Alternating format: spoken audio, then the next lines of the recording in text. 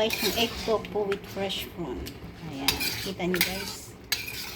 Ito ang aking egg tofu with fresh prawn. Ayan, mamaya konti guys, kakain na tayo. So, ganito lang guys ang ating simple. Siyempre, lagay na natin yung spring onion. Yung spring onion, lagay na natin. At sabay, halo-haloin. Ayan.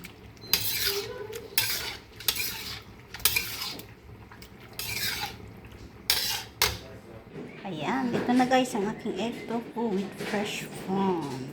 Ayan. Kita nyo guys. Thanks for watching.